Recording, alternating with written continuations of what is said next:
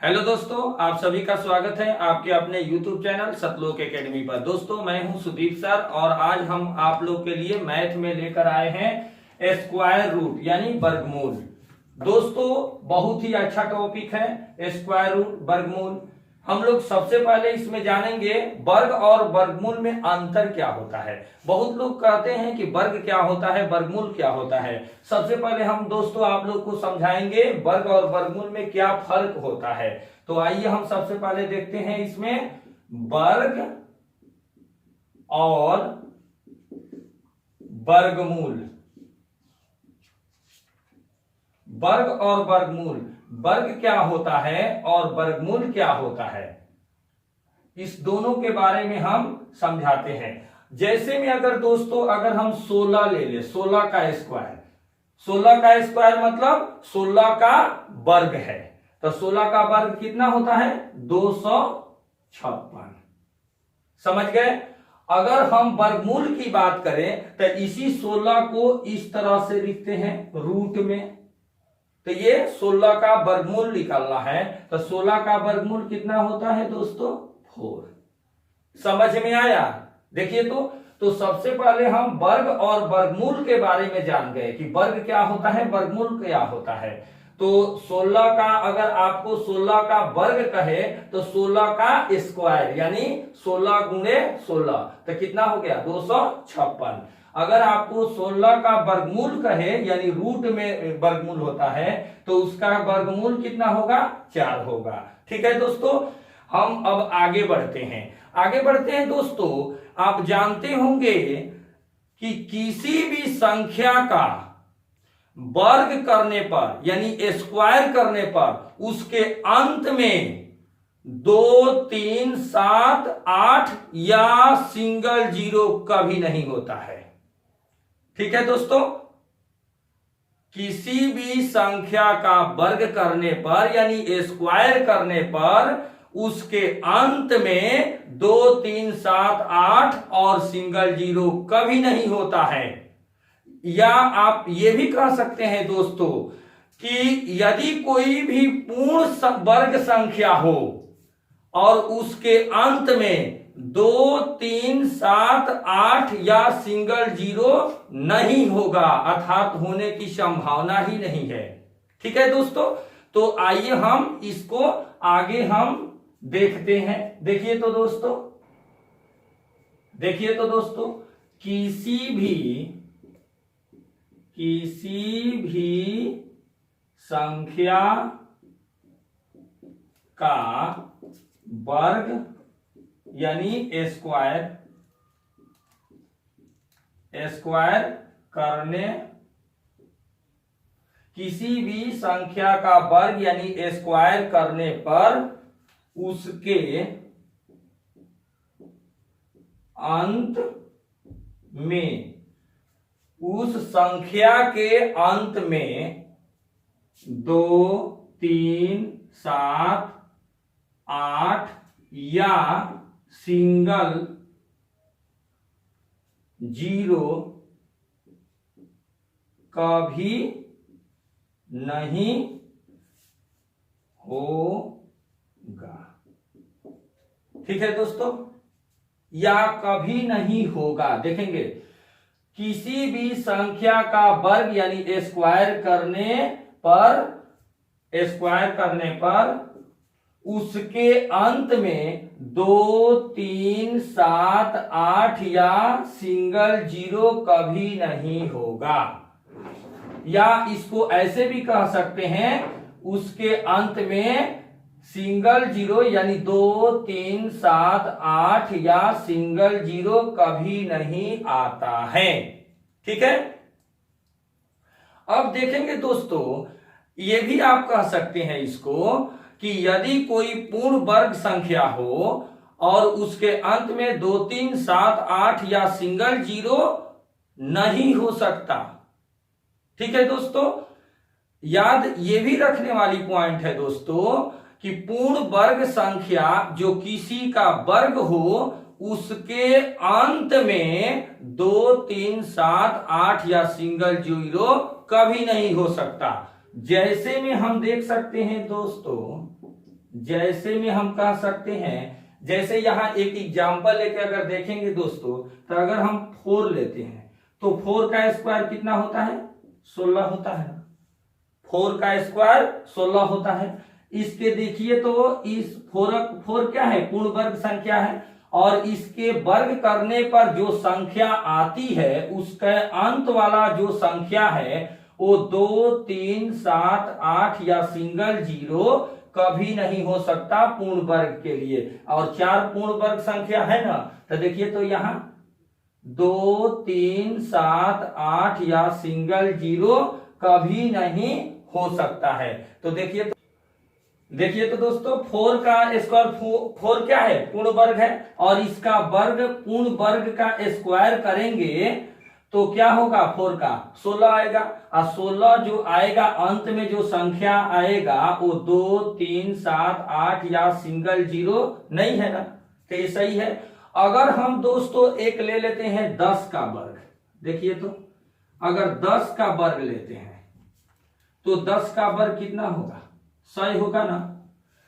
ये इसमें कह रहा है किसी भी संख्या का वर्ग करने पर उसके अंत में 2, 3, 7, 8 या सिंगल जीरो कभी नहीं होगा। सिंगल जीरो कभी नहीं होगा। देखिए तो दोस्तों अगर 10 का वर्ग कर लेंगे तो 100 आया ना, तो इसमें सिंगल जीरो होना चाहिए पूर्ण वर्ग का। कभी भी किसी भी संख्या का वर्ग करने पर उसके अंत में 2, 3, 7, 8 या सिंगल जीरो कभी नहीं होगा। तो इसमें देखिए तो सिंगल जीरो कभी नहीं होगा, इसमें तो 2 जीरो होगा। समझ रहे हैं? अब देखिए अगर मान लीजिए दोस्तों अगर हम 16 का स्क्वायर कर ले, तो 16 का अगर स्क्वायर करते हैं तो कितना होगा? 256। देखिए तो अंत में क्या है? 2, 3, 7, 8 या सिंगल जीरो है? नहीं है। तो समझ गए। अब इस पर आधारित एक क्वेश्चन देखते हैं आपके कंसेप्ट क्लियर करने के लिए। देखिए तो एक क्वेश्चन देखते हैं दोस्त। देखिए तो दोस्तों एक क्वेश्चन लेते हैं। देखिए तो एक यहां इसको कंसेप्ट को समझने के लिए क्वेश्चन लेते हैं। 240 एक, देखिए तो 240 एक पूर्ण वर्ग संख्या है। 240 एक पूर्ण वर्ग संख्या है या नहीं, इसमें आपको बताना है कि 240 एक पूर्ण वर्ग संख्या है या नहीं है।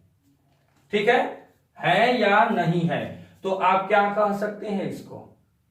240, देखिए तो दोस्तों 240 पकड़ेंगे।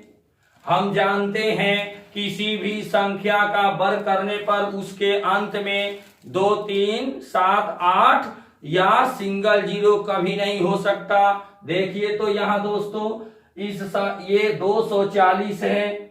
240 एक पूर्ण वर्ग संख्या है, यानी इसको वर्ग कर दिया गया है। तो इसको कह रहा है कि 240 एक पूर्ण वर्ग संख्या है या नहीं, तो इसको बताना है। तो ये होगा या नहीं, तो कह सकते हैं दोस्तों ये नहीं है, क्योंकि इसके अंत में क्या है? एक जीरो है। इसके लास्ट में सिंगल जीरो है। हमारा कहता है कि लास्ट में 2, 3, 7, 8 और सिंगल जीरो कभी नहीं हो सकता। तो ये आपका पूर्ण वर्ग संख्या है या नहीं, तो कह सकते हैं इसका आंसर में क्या कह सकते हैं दोस्तों? नहीं। समझ गए? क्योंकि इसके लास्ट में जीरो है। हमारा किसी भी वर्ग का लास्ट में जो संख्या 2, 3, 7, 8 या सिंगल जीरो भी नहीं होगा। समझ गए? अब आगे टॉपिक को चेंज करते हैं, देखेंगे इसी में कुछ अगला टॉपिक। अब देखिए तो दोस्तों आगे बात करते हैं। अगर कोई पूर्ण वर्ग संख्या है, पूर्ण वर्ग संख्या किसको बोलते हैं? जो किसी का वर्ग हो चुका होता है। पूर्ण वर्ग संख्या वह होता है जो किसी का वर्ग हो चुका होता है। ठीक है दोस्तों। अब कहेंगे अगर कोई वर्गमूल बनाया जाएगा, अगर कोई वर्गमूल बनाया जाएगा तो उसके अंकों की संख्या आधी या आधी से अधिक या आधी से एक ज्यादा लेकिन पूर्णांक में होगा। फिर एक बार और सुनेंगे दोस्तों, किसी भी संख्या का वर्गमूल अगर बनाया जाएगा तो उसके अंकों की संख्या आधी या आधी से एक ज्यादा लेकिन पूर्णांक में होगा।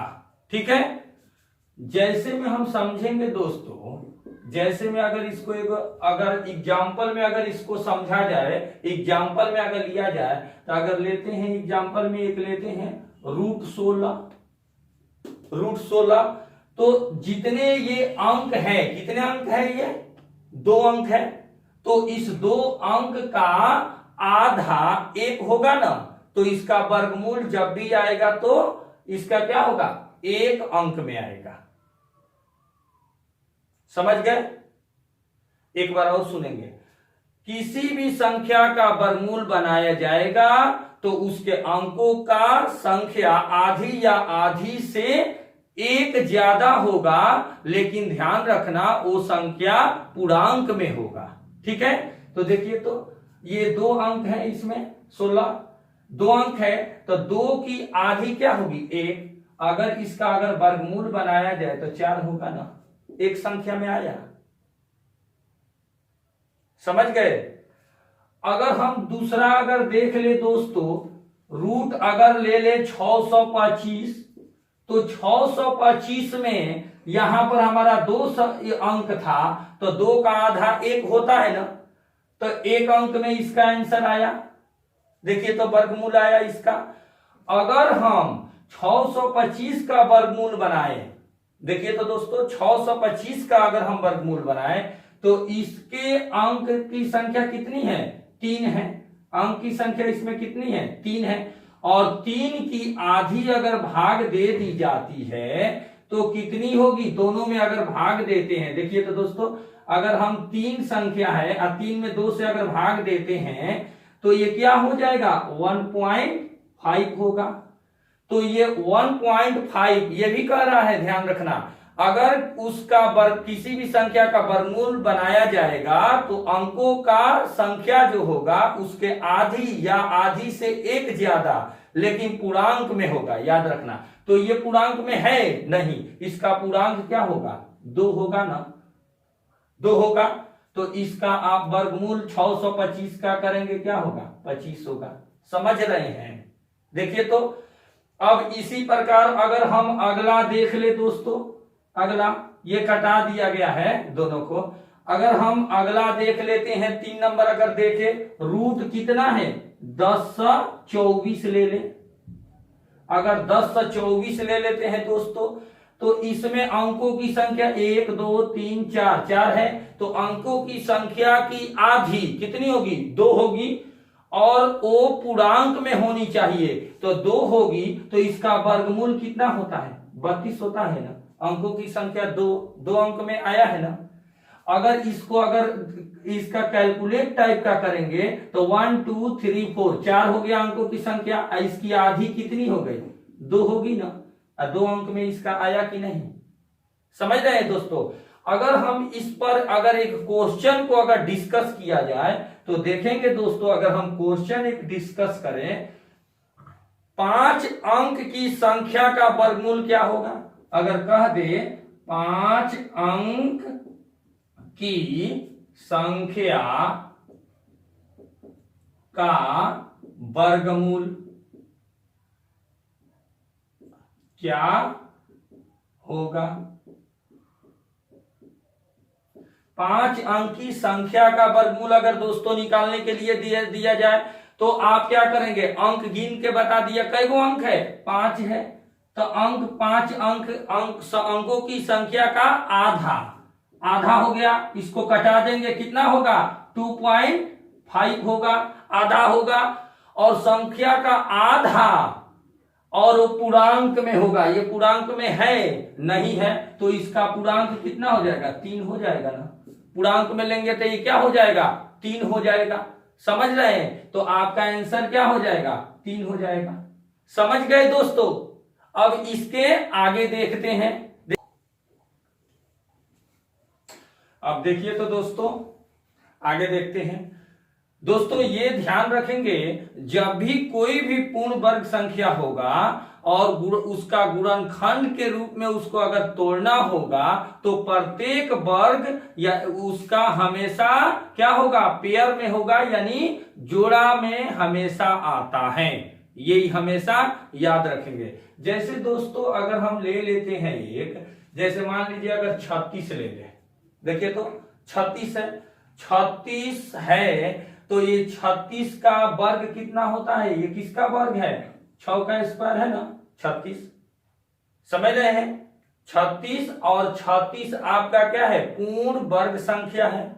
तो कह रहा है कि जब भी कोई भी पूर्ण वर्ग संख्या होगा तो उसका गुणनखंड के रूप में अगर तोड़ना होगा तो प्रत्येक वर्ग जो उसका होता है वो हमेशा जोड़ा में आता है। ठीक है, तो ये आपका 36 क्या हो गया, पूर्ण वर्ग संख्या है।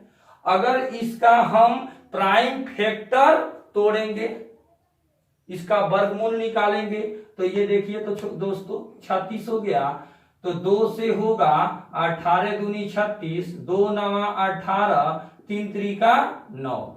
देखिए तो पेयर में हो गया ना। हम अभी ही आपको कह रहे हैं कि कोई भी पूर्ण वर्ग संख्या का अगर गुणनखंड निकालना हो, गुणनखंड में अगर तोड़ेंगे तो उसका वर्ग जो होगा हमेशा जोड़ा में होगा, यानी पेयर में होगा। ठीक है, तो देखिए तो इसका 2 2 2 एक साथ जुड़ गया, ये 3 3 जुड़ गया। समझ में आ रहा है। देखिए तो अब और भी हम, अगर आप सोच रहे होंगे, अगर आप सोच रहे होंगे दोस्तों कि अभाज्य गुणनखंड संख्या के साथ क्या होगा, तो आइए बताते हैं। अगर हम 20 ले लेते हैं, 20 क्या है, पूर्ण वर्ग संख्या नहीं है, इसीलिए इसका प्रत्येक गुणनखंड पेयर में नहीं आएगा। देखिए तो बनाते हैं, प्राइम फैक्टर करते हैं। 2 से 10 दूना 20, 2 से 2 पचे 10। देखिए तो ये हो गया 2 2 पेयर में आ गया, 5 अलग आ गया ना। क्यों आ गया, क्योंकि 20 आपका पूर्ण वर्ग संख्या नहीं है, इसलिए इसका प्रत्येक गुणनखंड पेयर में नहीं आएगा। नहीं आया। देखिए तो एक और दोस्तों आप बहुत ही इंपॉर्टेंट पॉइंट को याद रखना, केवल पूर्ण वर्ग संख्या में ही पेयर यानी जोड़ा लगेगा, बाकी सब में जोड़ा नहीं लगता है। देखिए तो केवल पूर्ण वर्ग संख्या था, इसमें जोड़ा लगा था ना, सब जोड़ा लग गया, 2 2 3 3, इसमें नहीं जोड़ा लगा। तो आप याद रखेंगे केवल पूर्ण वर्ग संख्या में ही आपका जोड़ा लगता है, बाकी सब में नहीं लगता है। और अगर एग्जाम्पल, एक और एग्जाम्पल देख सकते हैं दोस्तों, अगर मान लेते हैं दोस्तों 1296 लेते हैं, 1296 आप जानते हैं इसका इसका अगर वर्गमूल कितना होता है, 36 का स्क्वायर है नहीं, 36 का स्क्वायर, 36 का स्क्वायर। यह पूर्ण वर्ग संख्या है कि नहीं, पूर्ण वर्ग संख्या है। समझ गए, पूर्ण वर्ग संख्या है, 1296 पूर्ण वर्ग संख्या है, 36 इसका हो गया। तो अगर इसको हम सॉल्व करेंगे तो कैसे होगा, देखिए तो दोस्तों 1296 2 से फैक्टर करेंगे, 2 छक्के 12, 2 चौका 8, 2 अठे 16, 2 से 2 3 6, 2 दूना 4, 2 चौका 2 से 2 एकम 2, 2 छक्के 12, 2 दूना 4, 2 अठे 16, 2 एकम 2। अब कितना से होगा, 3 से 27 3 81। अब कितना से होगा, 3 से 3 9 27, फिर 3 से 3 3 9। देखिए तो जोड़ा में हो रहा है, प्रत्येक जोड़ा में हो गया कि नहीं। तो अब आप दोस्तों यहां सोच रहे होंगे कि 2 के बाद 3 से कटा रहे हैं, फिर 4 से कटा दे यहां, तो देखेंगे 4 से नहीं होगा क्योंकि 4 प्राइम नंबर नहीं है, याद रखेंगे। अब फिर आगे देखते हैं। देखिए तो दोस्तों, अब देखिए तो दोस्तों कुछ क्वेश्चन देखते हैं इंपॉर्टेंट। वर्गमूल पर को हमने पढ़ा और उस पर आधारित कुछ क्वेश्चन देखते हैं। क्वेश्चन नंबर 1 है, निम्नलिखित में से कौन सी संख्या कभी पूर्ण वर्ग नहीं हो सकती है? यानी कौन ऐसी संख्या है जो कभी भी पूर्ण वर्ग नहीं हो सकती? हम लोग जानते हैं दोस्तों कि 2, 3, 7, 8 या सिंगल जीरो किसी भी पूर्ण वर्ग संख्या के अंत में, अंकों के अंत में नहीं आता है ना? नहीं आना चाहिए। तो अगर इसको देखें दोस्तों, तो देखिए तो इसमें MN4 है, XY 2 है, XY 5 है, तो इसमें कह रहा है आइए XY 1 है। निम्नलिखित में से कौन सी संख्या कभी पूर्ण वर्ग नहीं हो सकती?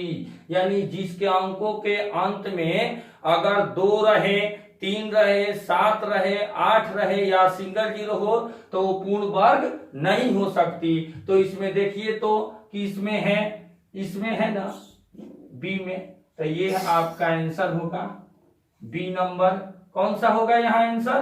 आंसर होगा आपका बी नंबर होगा।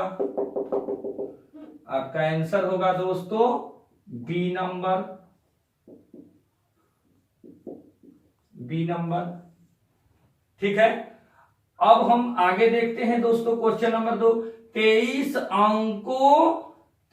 अंकों वाली संख्या के वर्गमूल में अंकों की संख्या क्या होगी? देखिए तो दोस्तों 23 अंकों वाली संख्या के वर्गमूल में अंकों की संख्या क्या होगी बताना है। 23 अंक वाले, तो 23 आप जानते हैं दोस्तों, हम अभी बताए जैसे 23 अंक वाले, तो इसके आधी करनी होगी तो कितना होगा? 11.5 होगा। और 11.5 इसको पूर्णांक में लेना होता है तो क्या हो जाएगा? 12 होगा ना। तो इस पर क्या कर देंगे? आंसर में सी पर टिक मार देंगे। इसका आंसर क्या होगा दोस्तों? सी होगा। अब अगला क्वेश्चन देखिए तो, निम्न में से 4 यानी 4 अंकों की एक विषम संख्या का वर्ग हो सकता है यदि संख्या में स्टार का मान समान या असमान हो। 4 ऑप्शन दिया है। तो हम यहां दोस्तों याद रखेंगे, किसी भी संख्या का वर्ग अगर किया जाए तो उसके अंकों की संख्या दुगुना से एक अधिक या एक कम होना चाहिए। जैसे अगर लिया जाए दोस्तों, अगर हम ले लेते हैं 4 ले लिए, 4 हो गया, तो 4 के लिए क्या होगा? 8, 4 दूना 8, दुगुना से एक कम, दुगुना या दुगुना से एक कम, तो 4 दूना 8 या 7। अगर हम 5 ले लें तो 5 दूना 10 या 9। ठीक है, अब आगे इसको अगर इसको सॉल्व करें अगर, तो क्या कह सकते हैं? देखिए तो ये वाला है, 4 अंकों की एक विषम संख्या का वर्ग हो सकता है यदि संख्या में स्टार का मान समान या असमान हो। तो देखेंगे दोस्तों 4 अंकों की, तो 4 दूना 8 हो सकता है, 8 अंक का या 7 अंक का हो सकता है। तो ये दोनों तो हमारा होगा ही नहीं, तो हम इसको तो डायरेक्ट हटा देंगे, ये होगा ही नहीं क्योंकि इसमें 4 अंक है, इसमें 3 अंक है, 7 या 8 अंक होना चाहिए। अगर 1, 2, 3, 4, 5, 6, 7 अंक है, ये होगा 1, 2, 3, 4, 5, 6, 7, 8, इसमें 8 है, इसमें 7, 8 या 7 दोनों अंक का होता है। अब कहेंगे कि इसमें ओरिजिनल यानी इसका आंसर ओरिजिनल कौन होगा दोस्तों? तो देख सकते हैं, हम जानते हैं किसी भी संख्या के अंत में, उसके वर्गों के अंत में 2, 3 7, 8 या सिंगल 0 नहीं हो सकता। तो देखिए तो यहाँ 3 है तो ये भी नहीं होगा, तो कौन होगा? आपका आंसर सी होगा। समझ गए दोस्तों? तो आज के लिए अगर हमारा ये वीडियो अच्छा लगा होगा, आपको अच्छे ढंग से समझ में आया होगा, तो हमारे वीडियो को लाइक और कमेंट्स करें। थैंक यू, धन्यवाद।